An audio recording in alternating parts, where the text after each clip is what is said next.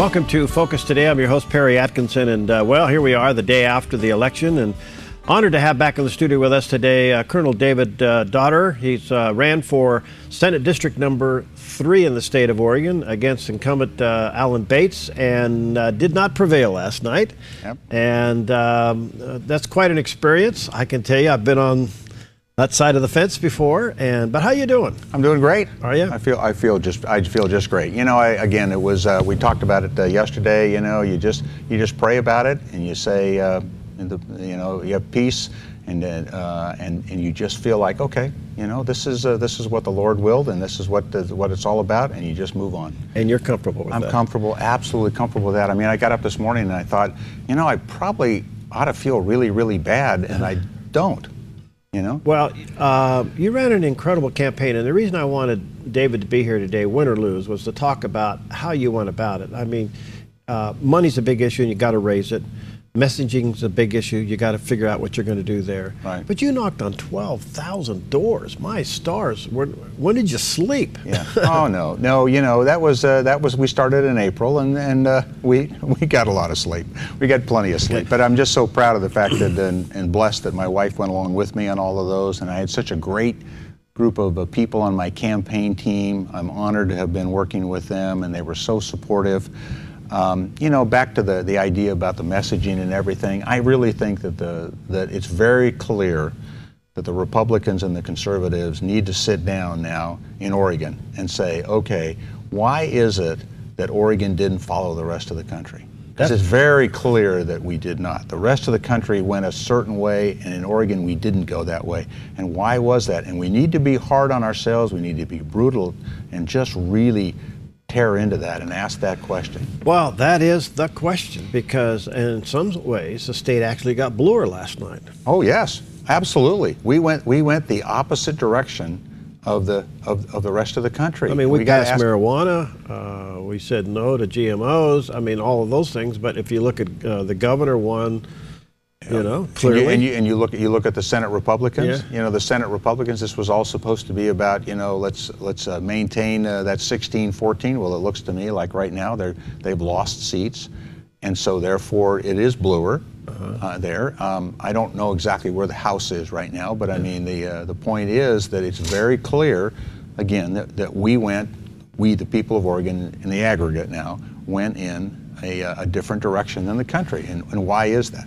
Well, I guess we'll be beating our brains trying to figure the answer to that question over the next little while. But from your experience up there, David, what do you think will happen now? You got a historic fourth-term governor. Yeah. You got a very blue House, a very blue Senate. I mean, what can't he not do? Well, I got to tell you something. I think that the Republicans and the conservatives need to look in the mirror and ask themselves what they just did, because my guess is this, is that the liberal progressives are going to take this as a clear mandate to carry out whatever it is they want to do. And they're also going to take this as well, you know what, this is Oregon, and we really are different than the rest of the country. And so you're going to see this push, I believe, to be even more liberal progressive than what you would normally think. A, we're different. B, we got a mandate. Let's go for it, and let's work on it. Because I think you're going to see lots of those kinds of issues get pushed through. And yet, as you went from door to door, you heard the opposite message. Yeah, absolutely, absolutely. You know, so we're just going to have to see how this all plays out. But you know, there are certain parts of this state, obviously, that control how these pieces get put together, and who's in control, and you're gonna see that play out. I'm convinced of that. Are you worried about the budget process in the state of Oregon? Because I knew you were kind of a hawk on that. I was, and you know, I am worried about it, because I am 90 to 95% sure that over the last few years we've made promises that we can't keep within the budget that we're going to have, and they're going to make even more promises. Liberal progressives are going to push even a bigger agenda, and it's going to require more money, a lot more money. And so I'm really concerned about that piece. So we'll see how it plays out. But I mean, you know, you just talked, like we talked about here, you know, just the health care piece alone. and a massive expansion. Yeah. Yeah. Were you surprised that the measure to add more into higher education failed? I mean, that seems to be a blue issue, and yet that went down. Yeah, I don't know. We're going to just have to sit down and go through each one of these. No, I hadn't thought about that because obviously I was focused on our race. And you know what? I was really pleased about how other races came out. Around like in the county and around nationally. So that part of it was good. You're right. Yeah. Excuse me. Public service. Your whole life has kind of been that. You've served the country and you wanted to serve the state. What you thinking about the process? Well, you know what? I mean, it's you put yourself forward, you put your position forward, and the people make a decision. And if they don't agree with you, you just move on to whatever's next. Okay. And I have no intention of looking back at all. I've already decided, I had a plan B, I had a plan C, I had this all figured out beforehand. Remember, I'm a military strategist, I know how to do these kinds of things. Yeah. And so, I'm going to get myself heavily involved in lots of the charities and lots of work around the area. So that's my plan. Good for you. Well, thanks for doing it. I think few know what that's like. You've been through the drill twice, and it's just tough. I don't care what anybody says, it's tough, and it's a lot of work, as you know. Yeah. It was a whole year of your life now, right? Yeah, right. Yeah, it was. And so, our best to you. And I don't know what Plan B is, but I just can't help but believe that God's got another plan for you and something else going on. Yeah. No, this is going to be all good. This is going to be all good. One other thing before I let you go, excuse me for my cough, I got a tickle. The nation did go another direction.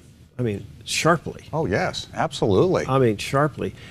And it seemed to be an election of rejection of the president, primarily. Mm-hmm. I guess Obamacare adds to that, but security issues and everything else.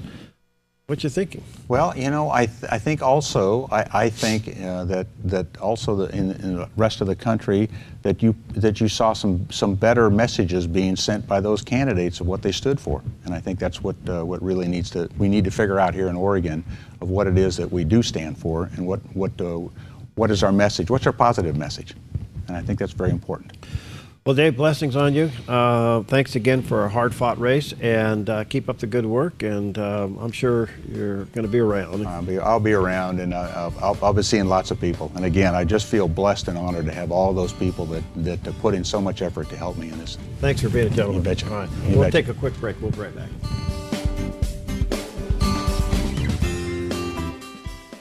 Hi, I'm Paulina, and I work at theDove TV. Did you know that when you support theDove TV, you have a profound impact, not only in our community, but around the world? It's your continued support that takes the inspiration and hope in the programs we produce and makes them available to the thousands of people who are watching these videos online every week.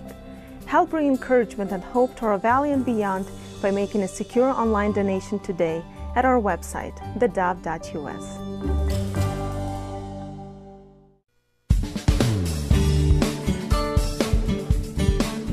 Welcome back, and got Paulina and Steve with me, and just kind of rehashing last night's results. We just had Dave Dotterrer with us last night. He did not prevail, and congratulations to Alan Bates. Alan has represented Southern Oregon for quite some time, and Alan, best to you.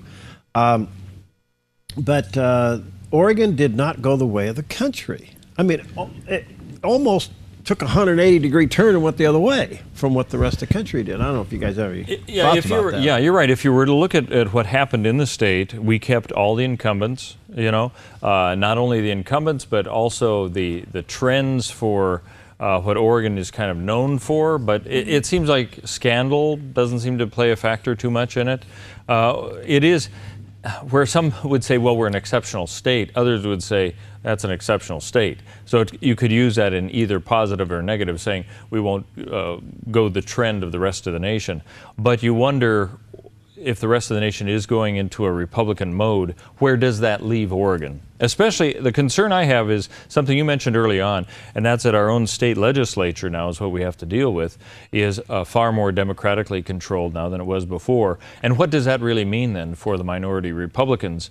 Will it be a one-sided government, is the question. And that's not healthy under any circumstance, really. To me, always when I see that the example of Oregon where everything stays the same, it almost gives that idea that we're happy with the way things are. Because, you know, we kept the governor for the 4th term, right? We kept a lot of the people where they were. We said yes on a lot of issues that we thought we wouldn't say yes, and vice versa. It's like, I don't know what the country thinks of Oregon now, but we seems to be a happy state that likes the way things are. It could be that way, or it could be that it's a state that isn't wanting to change. Almost non-progressive now, because you're not rolling with the flow of where the rest of the nation is going, and we're separate. I mean, that could be seen good or bad, I guess, from either perspective. We have a safety net to all of this, and that is we have a constitutional requirement that they have to balance the budget. And that is a safety net from it going too crazy. That's true. Without that, anything could happen, right? You could go in debt like California has gone. Yeah, really. You could just go crazy with it. You can do these extensions, and then you can do these delays and all that. But fortunately, in spite of all the goofy things that happen in politics, that one has always been recognized and respected and upheld. The other thing is, I think we got to be honest with ourselves. Those of us in eastern and southern Oregon, we are not the Portland metro area of the Tri-County or the 4 counties in that part of the state, which really dominate the state. There's no question about it. Just because of the population, right. And it is very blue up in that area, and that's why it doesn't surprise me that the marijuana thing passed. But you come down in the rural area, and you come down in eastern Oregon and southern Oregon, and you'll find things to be significantly different, which probably fuels the debate, should we go for the state of Jefferson? Well, I was just thinking about that. Yeah. That always comes up. But yeah. I just saw, during the break, I saw a comment on Facebook from a friend who lives in Douglas County. And she was kind of ranting about the fact that you look at the Douglas County result, and they have, it's such a different picture of what the state apparently voted on. And she's just saying, why even vote if our little county doesn't count? The candidates don't come to us. Our numbers are nothing compared to the Lane County, or, you know, you go up to Portland. You know, rural counties don't count, and unless we change it to percentage of the precincts, things are not going to be different. And I don't know, I mean, it's a whole different issue. Yeah. But I know that a lot of people are from the rural areas, they feel that way, is that their votes didn't count. You know, I think that happens, though, in so many states, but it does seem to be more pronounced in Oregon, where you have such a disparity between rural and metro areas, and they are so different. You know, I think of other states. You know, people have always said, remember, Orange County was always seen as Republican. That's probably changed now. But you had areas of pockets like San Francisco would be liberal, LA would be, well, who knows? It's kind of variable, and they kind of balance each other out. But I can see where that frustration would come when you're in a small area and you feel like you're just being railroaded in everything you do. When this is all said and done, you're going to see a couple things that are obvious. First of all, the loss of Dennis Richardson to John Kitzhaber was what, 5 points? I think it was. Yeah, I'd have to look at the numbers there. I'd have to look it up too. 49-45, I think. 49-45. Yeah, it was a little bit more, 5-6 points. Yeah. Okay. The loss between Dave Dotterrer and Alan Bates, all within striking distance. You have 67% turnout. That says a lot. Playing upon what you just said about the people in Douglas County who feel frustrated that they believe in something that's contrary to the way the state goes. If the conservative turnout to vote would increase, those percentages would be significantly different. Number one. Number two, we'll wait for David Crow to let us know how many Christians in the state of Oregon voted, which has been embarrassing low for quite some time. The other thing is, and I talked to David Dotterrer about it a little bit, we'll get into it later with him, but and others. The message, is the message right? Is the message that the other guy, I'm better than the other guy, is that the message? Or is the message, if I'm elected, here's what I would do. Here's who I am, this is what I would do. You know, the problem is always that negative, from a polling standpoint, negative campaigning has been shown to be effective. And that's the problem of it, because we complain about it, and yet it does seem to win elections. But you'd like to think there's a better way of doing it, you know? Yeah. I mean, I think you do get tired of it, and it doesn't necessarily sway me, but for some reason it does have some influence in the general populace. That's just been shown. You mentioned two names, and I still want to congratulate Colonel Dave Dotterrer, and I want to congratulate Dennis Richardson, because I think those two did extremely well during their campaign, and they met a lot of people. They got their names out there. They were both not in office before, in that particular office. So I think they did a great job, and even though it's a loss, I think it's the beginning of something that they can capitalize on later. Yeah, they did well. I mean, anybody that gets into the race, I'm telling you from experience, it's tough. It's hard. There's no question about it. It's very difficult. And when you lose, you do feel bad, but you get over it and you move on. But I just think that you bring up the key question. How do you contrast yourself from your opponent in a nice way? In other words, you can say, look, you're a nice person, but I don't like the way you voted on that bill. I think your vote on that bill is wrong. I would have voted this way, and here's the reason why. And we have mentioned this before, that Ronald Reagan... But to demonize him, I think, is what creates the problem. Yeah, Ronald Reagan seemed to be the master of being able to do that. Yeah. And in a lighthearted way on serious topics. That's what's an unusual talent, to be able to do that. Because when tensions get up there and he's able to say what he wants to say, but it comes across as very human and not, I'm going to, shake my fist at you kind of a thing. That is an interesting skill set. It really is. And I don't know that too many politicians really have that. You know, we had a debate on forum a few weeks ago, Alan Bates and Dave Dotterrer, and that was such a great example, I thought, of how two politicians on the different sides can have a discussion and be very civil about it. And I thought it was really fruitful, and we had a lot of comments from people who appreciated the fact that we put the two of them face to face, and yet they were able to discuss without being offensive. Yeah, I just think that there's a way to contrast yourself without being offensive, and there's a way. When I went to campaign school many years ago, and it was as a chairman, one thing I learned was you have what they call your air war and your ground war. Your ground war is usually your direct mail, and those things that would be door hangers and things like that, your print primarily. Your air war is your television and your radio. And because of the way things are done, I was taught you always do your contrast through your ground war, and you use your air war to develop your image and your brand and your message. Okay, yeah. And so, but what you see now today is, you see just the opposite of that. You see most of the air war to tear apart the other person and to put down the other person. And it doesn't work, because I think at the end of the day, where people understand that this guy has a bad voting record, I think at the end of the day, for us to re-elect John Kitzhaber, he's a nice guy. I've met the governor on several occasions. Look, John Kitzhaber is a nice person. I've met him on many occasions. And totally disagree with his policies, but he's a nice person. But we got to figure out a way to contrast ourselves without looking like thinking that somehow they're the enemy or they're the devil's right-hand person. It's just not. They're just another human being that has a different philosophy than yours. You know, one of the races that we had was that didn't get much publicity because it was kind of a landslide. Was with Congressman Greg Walden, and he issued a video, didn't he? Yes, there was a message from him to all of you. Let's take a look. Well, first of all, I want to thank my supporters and volunteers who did so much to help with this election. I want to thank Oregon voters for, again, putting their support in me, their trust in me.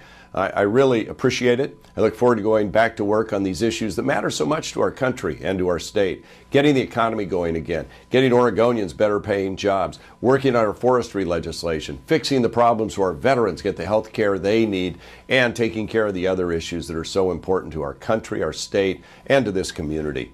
So thank you for your trust and confidence. I look forward to going back to Washington and getting the job done for Oregon. I think he's got new glasses. Yes, he does. Do you know? That's all you got out of that message? Well, I was looking at that. Yeah, I heard the message, and I think he has new glasses. Yeah. Well, I think now that Congress will have a better opportunity to get things done once they have the complete takeover in January. Here's my biggest concern, is what's going to happen between now and the new Congress. Oh, yeah. Because you have the president and you still have a Democratic-controlled Senate. Boy, they can do a lot of damage. And let's face it, their agenda is extremely liberal, extremely progressive. And I don't know what can stop them. I mean, what the president can do over the next 10 weeks could be fairly significant. Yeah, we'll have to see. I mean, because we've seen the president do things we hadn't expected before. So that'll be fascinating. On another note, I noticed this. I was looking through some of the elections. I mean, so many places had different positions open, like the Gladstone City Council. Did you know they had position number 3 open? No. I won. It says right here, Steve Johnson won with 63.9% of the vote. And I didn't even know I was running. I beat Carrie Martinez. She had 34.9. And where is that? But there was a write-in with 1.2% in Gladstone. The City Council position 3, Steve Johnson. Oh, congratulations. Gladstone, Oregon? Yes. I've never even been there. I think you ought to show up. I think I shouldn't. I should say, I'm here. Here's my driver's license. It's not a driver's card. So anyway, thank you. And I accept this position with surprise. When do you plan on doing this? I plan on finding out just what Gladstone's needs are, and then I will meet them. Yeah. Anyway, I just happened to notice that. There are more Steve Johnsons in Oregon, I think, than Polina Lizers, for sure. Yes, the higher percentage of Steve Johnson. So, yeah. All right, well, coming up next. Congratulations, Steve. Woohoo! Yeah, woo. You talk about weird things. We're going to have Bob Just with us. And Bob wrote an article, lifelong Democrat and a talk show host. He said he wrote an article that was published in WorldNet Daily that encouraged Democrats to boycott the election. Really? Oh, wow. Now, he was talking about the traditional Democrats, those who would be like him, whatever that means. I mean, Bob's been trying to justify his existence ever since I've known him. I thought the title was Lifelong Demagogue. That would also fit Bob, too, wouldn't it? No, guys, Bob is listening already, so you by better the way, be careful. Hey, Bob, we love you. This got circulated 500,000? Yep. WorldNet Daily News sent it to 500,000 people. Wow. 500,000 people. So I don't know how many took Bob's advice, but maybe enough because obviously the thing's swung in his direction. So we've got him coming up? He's going to be with us. He's going to be with us on the phone because Bob is not high-tech oriented, but we will talk to him a little bit and we'll have fun with that. All coming up as the morning, I should say, here we go, Focus Today continues. We'll be right back. Hi, I'm Paula and I work at theDove TV. Every day we get letters and emails from people who've been encouraged, blessed, and challenged by the programs on theDove TV. But we couldn't do it without you. Did you know that more than 90% of our income comes from people like you? You can help us continue to bring inspiration and hope to our community by making a secure online donation at our website, thedove.us, or call us at 541-776-5368.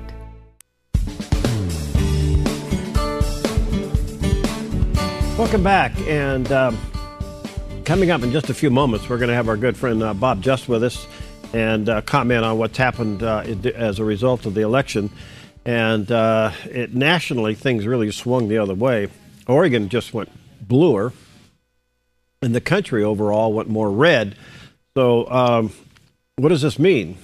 And is it a mandate? I think it's one of the big questions.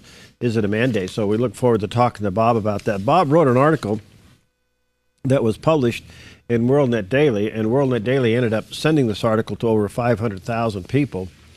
And he basically encouraged people, Democrats, I should say, traditional Democrats. Now, Bob can explain a traditional Democrat, a progressive, an ultra-liberal. He's kind of been on all the sides of the fence there. He can explain what he means by a traditional Democrat. But he was encouraging traditional Democrats to boycott the election. And I don't know if they did, but it was an interesting article as he got really a wide distribution on that article. So anyway, last night, as you know, that the U.S. Senate now is 52 senators are Republicans. That's a clear takeover. Harry Reid will no longer be majority leader coming up after the first of the year. And it's possible by the end of the day, that number could go to 54. There's still a couple of races out there that are very, very tight. So, Bob, I think we have you on the phone. Yeah, good morning. You tell Steve Johnson I heard everything you said. Really? Well, almost everything. He meant it, too. So you're in New York, right? Yes, sir. All right. And what's the feel there this morning after the election? Well, you know, that depends on whose living room you're in.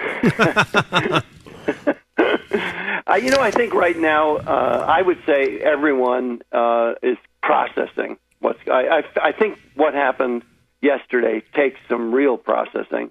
And, of course, more numbers will come in, and there'll be, developed clarity over the next few days. And then the spin positioning will begin. Actually, the spin positioning will begin today, I'm guessing, but probably even started, with the Washington Post article in today's paper that's talking about, GOP reboot, certainly suggesting that the Tea Party element, quote unquote, in the Republican Party has been defeated, But anyway, I think processing. People are just processing. It's going to be interesting to see, Perry. I mean, the big question will always come is this a mandate? I'm sure you guys have been discussing that. And I think that's going to be one of the upfront questions. Do you think it is? I do. Absolutely, I do. I think it's not so. Personally, I think it's not so much about President Obama as it is about the things that he stood for and how he behaved, in terms of raw power. So they're, just the use of power, and some would say, obviously, abuse of power. So I think that's a lot of what the election hinged on. Bob, it's more than just anti-Obama. I believe that, and it's anti-lying to the American public. It's anti-class warfare, anti-racial politics, anti-gender politics, anti-socialism, anti-PC, just in that vein. It's interesting, Bob. The country went more red yesterday, but Oregon went more blue. I don't know if you had a chance to take a look at that, but how does that strike you? Well, it's interesting that Oregon very often likes to think of itself as the progressive vanguard. That it's the head, ahead of the historical curve, and I think this election shows Oregon is behind the historical curve. I don't think the 2010 election and this election are anomalies. I think that there has been a wake-up. I do think the 2012 election was an anomaly because of grassroots advantages on the part of the Democratic Party and other elements, presidential popularity of President Obama, et cetera. But I think the 2010 election and the 2014 election are defining what the American people think, what they're uncomfortable with, what they're concerned about. I don't think we as a nation have entirely processed this, but I think we're reacting from the gut, and I think over the next 10 years, even maybe over the next 2 years, there'll be a lot of processing. And that's why when talking about the Democrat voter strike, and, I'm not telling people not to vote, I'm saying, don't vote Democrat, just vote whatever way you can, because the Democratic Party leadership has just gone way, way too far in how they handle themselves and in the things they believe that are not at all in the mainstream of a center-right country. Well, do you think they're asking themselves that question this morning? I mean, do you think Harry Reid's saying, I just pushed things too far? Oh, yeah, too far. Well, yeah, no, that's what I'm saying. My party has to rethink, and part of the reason I wrote what I wrote is that it's not just changing names on the door. There needs to be a genuine change of heart. There needs to be a reevaluation of what the party's become in the last 20 years or so, and that's why originally in the summer of 2000, before the kind of crazy election, I wrote Fascism, Corruption in My Democratic Party. It was I attempted to send a wake-up call to mainstream regular Democrats and say, you know, the people who are at the head of our party now are one-party loyalists. It's party above America. And that's not the American way, either for the Democrat or the Republican Party. It's never been that way before. In fact, a famous John F. Kennedy, and you know I'm a John F. Kennedy Democrat, a famous President Kennedy quote is, quote, "Sometimes party loyalty asks too much," close quote. And he understood that. The Democrats who control the party now don't understand that. It's all politics. It's all about their ideology. And the heck with the American people and our traditions. So it seems to me that you were trying, with your article and what you're saying, you're trying to put a wedge in the Democratic Party, much like the Republicans are suffering from now. And that would be the liberal Republican or the establishment Republican versus the conservative Republican. Yeah, that's well said, Perry. That it's not so much trying to put a wedge, it's trying to say, hey, there's no debate in our party. There's a debate in the Republican Party. Whichever side you take, at least you can take satisfaction that there's a discussion, there's a debate, and it can get pretty heated. But think about it. Where's the debate in the Democratic Party? The reason for that is the way the left, the Marxist PC left, which is what my article is about, and I spend most of my time letting Newsweek make my case, the famous Newsweek article, a cover story from police from back in December 1990. But you stop and think about it. Once the nature of the way the Marxist left works, the PC left, is that if you disagree with them, you're the enemy. It's not about discussion and debate and coming to what's right. That's a more traditional American concept. It's just basically you're either on board or you're the enemy. And so guess what happens to moderate or regular or mainstream Democrats is they shut up. And many of them quietly vote for another party. I would think like the Reagan Democrats voted Republican, and I think usually it's that. But the problem, and this I address in the article, Democrat Voter Strike, Change Our Party Now, is that a lot of Democrats, and I come from a long-time Democrat family, Roosevelt, Harry Truman, JFK, a Democrat family. The problem is that many Democrats are so used to voting Democrat, and they've been made to fear Republicans, which is part of the propaganda tactic of the left, so that it's kind of like, vote Democrat just, because you're afraid of the Republicans. Well, many of them knee-jerk vote Democrat, and I think this is across the board in all the categories. And so my article is attempting to say, hey, you do have a choice. The only way we're going to correct the leadership, change the leadership of the Democratic Party, and again, I don't mean changing the names on the doors. I don't mean replacing the current leaders with people who think like they do and act like they do and lead like they do or mislead like they do. I'm talking about change, debate, real, let's get the door open, let's let the breeze in, and let's have a conversation on the Democrat side.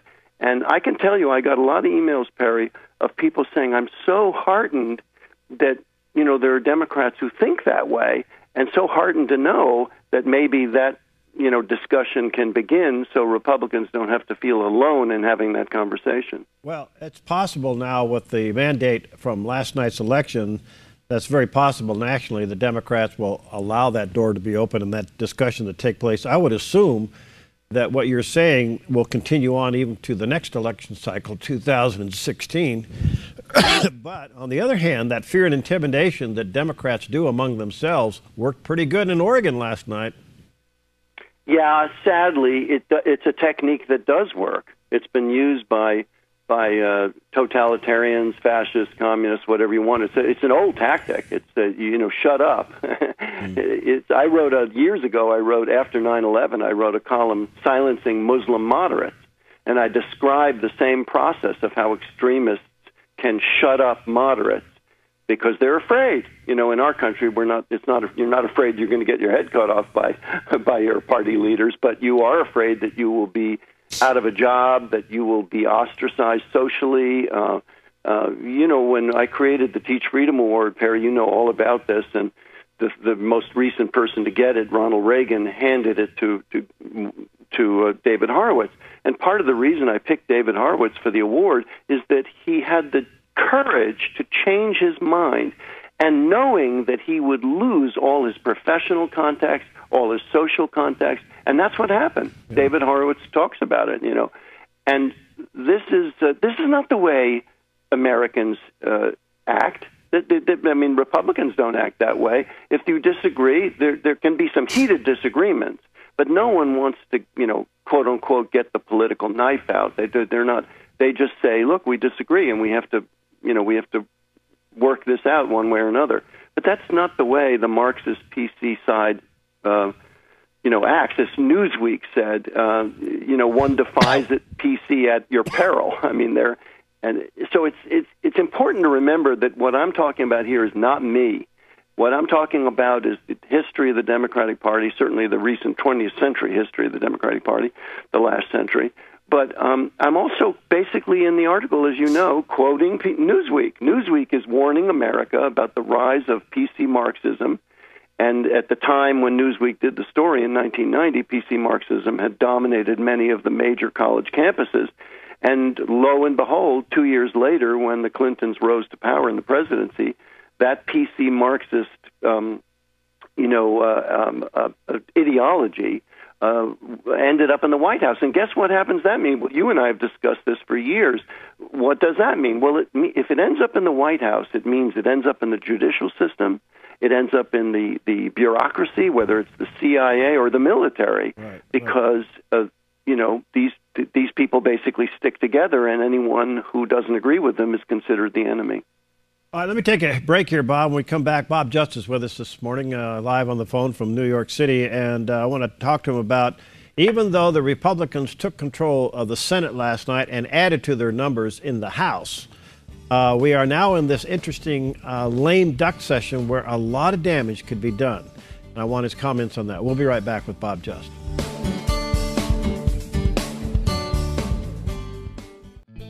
Hi, I'm Daniel and I work at theDove TV. You know, compared to Portland, Seattle, and LA, Medford might be considered a small market, but at theDove, we're excited about the opportunity to make a big impact right here in our community. And you help make that happen. Did you know that more than 90% of our income comes from people like you? You can help us now by making a secure online donation at our website, thedove.us, or by phoning 541-776-5368.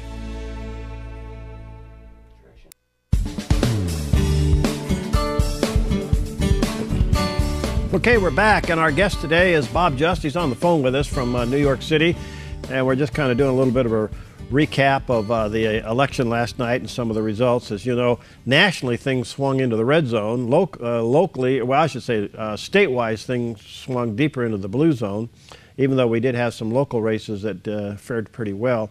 But, Bob, my concern is that this president, no question about it, he's going to feel the heat come January, that he just can't get everything through. It's certainly going to set up a scenario whether or not he's going to further abuse powers and do with his pen and phone and executive orders. But between today and the day that the new Congress takes over in January, he still has control of the U.S. Senate with Harry Reid. What damage could they do, and what are you afraid of?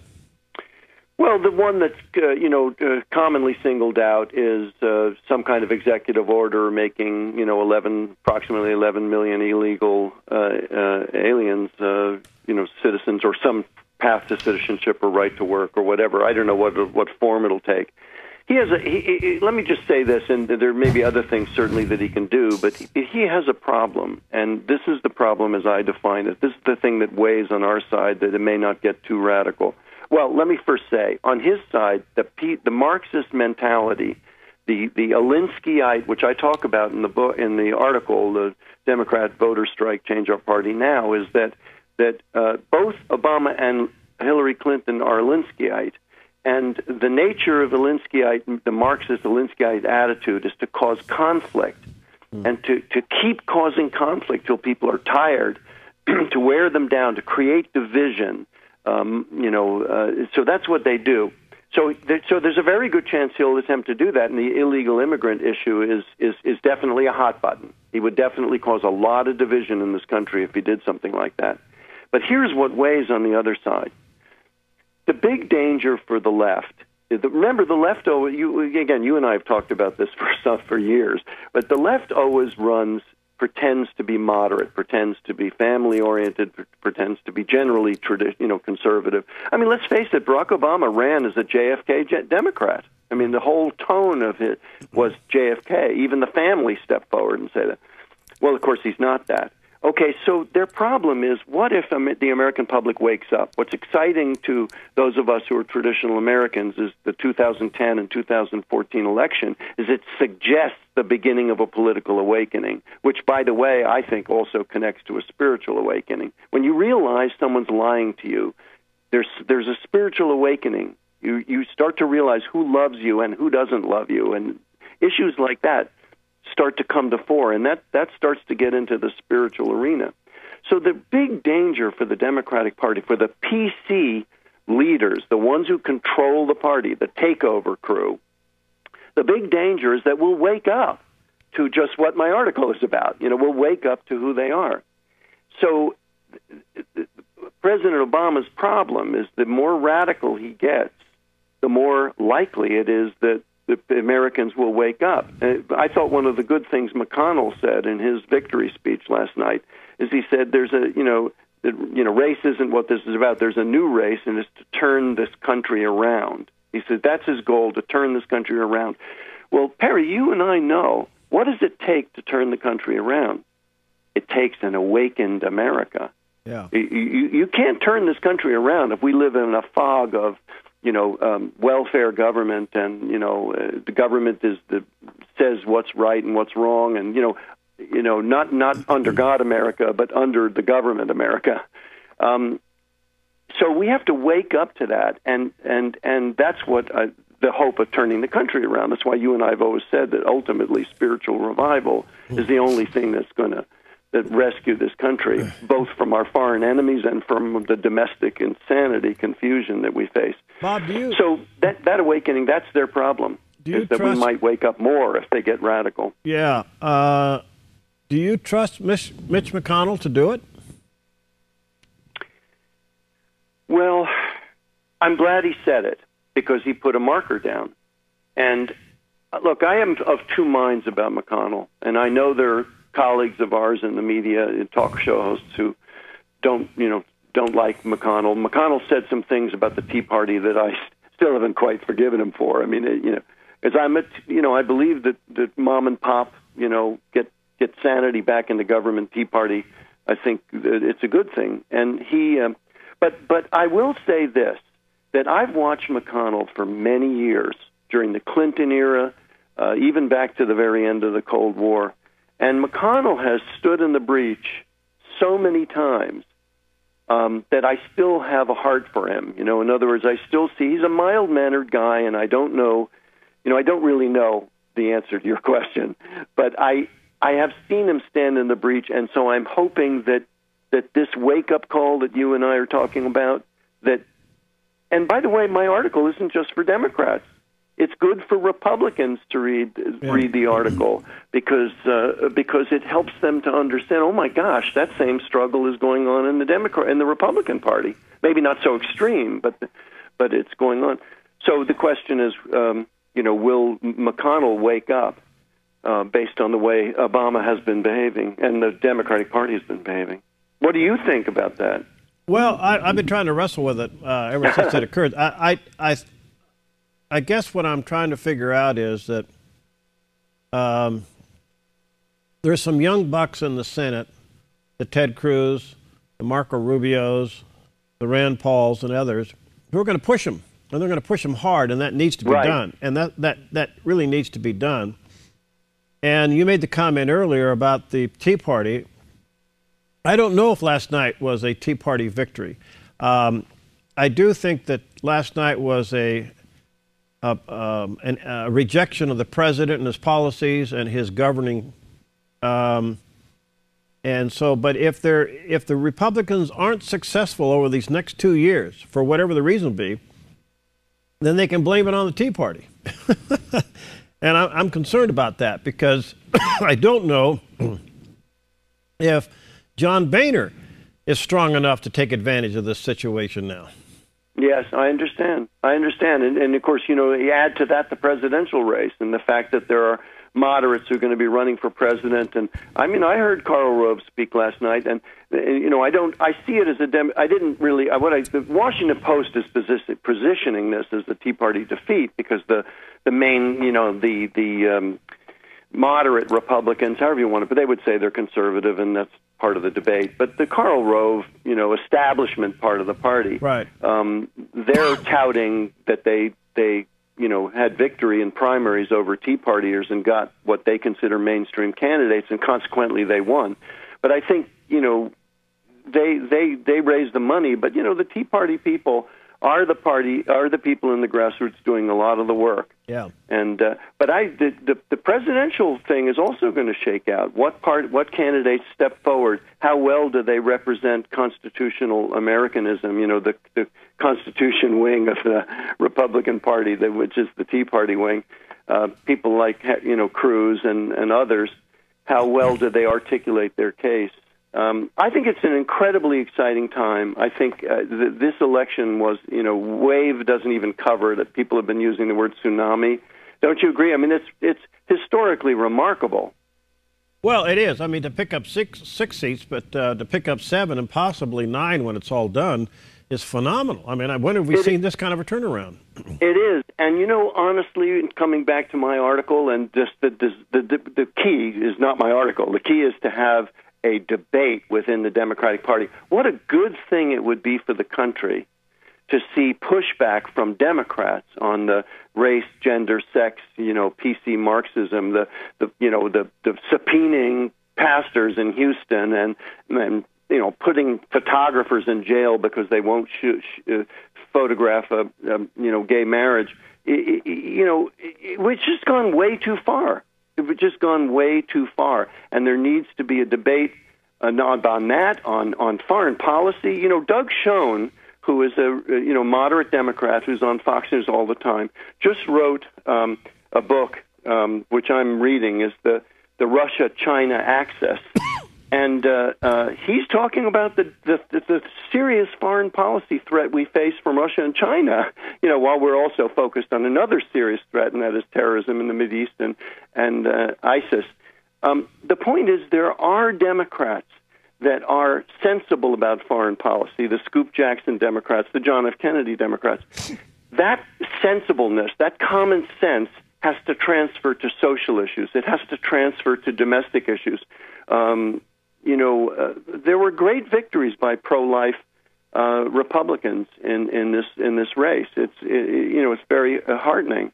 So I just would like to see more common sense in the Democratic Party, and there won't be as long as there's no debate, as long as the PC leftists control the party and squash anyone who stands up and says, wait a minute, you're not really in the mainstream of America, and you're not historically mainstream Democrat. All right, before I run out of time, Harry Reid obviously is not going to be majority leader after the first of the year, and there's even concerns now he may not even be minority leader, that he may be replaced with a Chuck Schumer or somebody. I mean, that's really losing it all, isn't it? That's kind of frying pan to the fire. That's what I meant in the article. And, of course, the article anticipates a lot of the game playing that's going to go on now. Because I say in the article, and I hope people read it, it's on bobjust.com. It's right at the top. Okay. Democrat voter strike. Change our party now. Bobjust.com. Okay. Yeah, bobjust.com. Thank you. The issue is, I say in the article, I say, look, they're going to change the labels on the door. They're going to change the names. But that's not what has to happen. What has to happen is the PC Democratic Party, the one that rose to power with Clinton and the Clintons in 1993, that's what has to be debated. That's what has to be confronted. And without that debate or confrontation, what they're going to do is they're going to do exactly what you just said. They're going to take a Schumer, who is absolutely PC-ite all the way down the line, I gotta go. And just plug in a new PC robot. Gotta go. See you, man. All right. Thank you, sir. Come home someday. We really do like you out here. See you later. Hi, I'm Jim and I work at theDove TV. Every weekday between 6 and 8 a.m., our award-winning news and sports team bring you the best morning show around. It's live, it's honest, and it's a whole lot of fun. And you help make it happen. Did you know that more than 90% of our income comes from people like you?